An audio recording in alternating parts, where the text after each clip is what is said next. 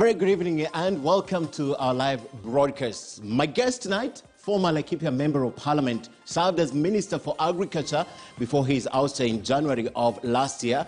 He's now the founder and leader of the Service Party. We speak to Mwangi Kiunjuri tonight, one of the upcoming leaders in Mount Kenya region. Find out why he fell out with his party leader, President Uhuru Kenyatta, and why he says the future is in parties such as his. Marisha Witi is with me on sign language tonight. Let's begin with our top story. Mobile phone service provider Safaricom PLC has recorded a whopping 37 billion shillings in net profit. This marks a 12% increase in profit after tax at a time that you have been saddled with a high cost of living. But the numbers don't just stop there. The telco's flagship products, that's M-Pesa and Fuliza, racked in the highest revenues for the company, as our business reporter Brian George Otieno now explains more, or just how Kenyans are slowly but surely sliding into a Fuliza nation. Every hour, Safaricom is advancing 56 million Kenya shillings on its Fuliza platform. This translates to about 1.34 billion Kenya shillings per day. This emerged as the telecommunications firm reported its half-year results, which stood at a whopping 37 billion Kenya shillings. And as Safaricom is basking in profits after Kenyans' appetite for soft loans skyrocketed amid tough economic times, the overdraft service is one to watch.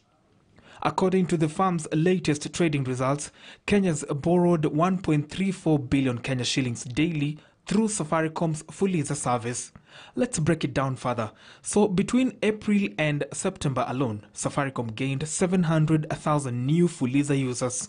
Now, the service has 1.7 million active users. Total value of disbursements via the service, popularly called Fuliza, hit 242.6 billion Kenya shillings in just 6 months, up from 149.4 billion shillings that had been disbursed in a similar period last year. This symbolized 62.4% rise compared to the same time last year. Safaricom introduced Fuliza service in 2019 and has become popular among Kenyans in meeting essential needs such as shopping, rent, and supporting friends and family when there is no sufficient money in their M-Pesa wallets. The telco says the average ticket size is at 375.80 shillings. But the borrowing per individual could be higher, since customers are allowed to take several overdrafts before repaying, subject to the approved overdraw limit. The increased Fuliza overdrafts earned Safaricom 2.8 billion Kenya shillings as revenue, being 32.2% more than the 2.1 billion Kenya shillings earned in the preceding similar period. Safaricom charges Fuliza customer a one-off 1.03% interest and a daily administrative fee that depends on the outstanding balance. The Fuliza fee starts from 2 shillings per day for 100 shillings overdraft and goes up to 30 shillings per day for 2,500 shillings and above. Safaricom disclosures show that Fuliza had a repayment rate of 99% during the review period, meaning that 240.2 billion Kenya shillings of the 242.6 billion shillings was still unpaid. And while Fuliza steals the show as Safaricom's cash cow, its predecessor M-Shwari is slowly losing ground among customers. M-Shwari loans dipped by 8.6% to 43.4 billion, while users shrank by 900,000. The average loans on M-Shwari was 6,047 shillings in the same period. Safaricom earned 900 million shillings from M-Shwari. And as the giant telco continues to mint profits, it's optimistic over its intended plans to venture into Ethiopia. At the time, we hadn't won the telecommunication license in Ethiopia. The outlook of the economy has improved, with Kenya staging partial recovery from a depressed performance last year.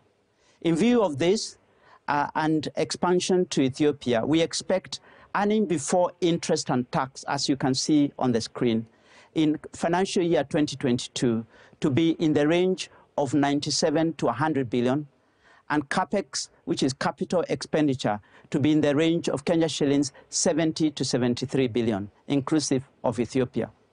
The firm is keen to spend around 200 billion Kenya shillings to kickstart its operations in Ethiopia.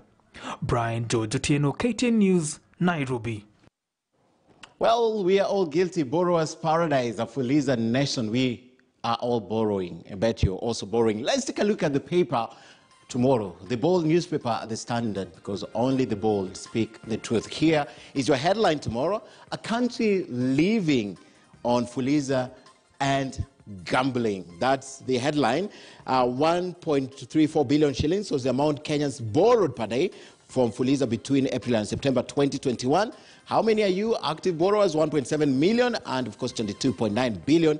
This is the amount borrowed through KCB's M-Pesa. 15.9% drop from last year, with users declining to around 500,000. That's the headline for the Bold newspaper. However, we still have other stories, like the story we'll be telling you next. DP convoy stoned. DP convoy stoned. Police say he was tipped off. He was told not to go to that area, but he still went.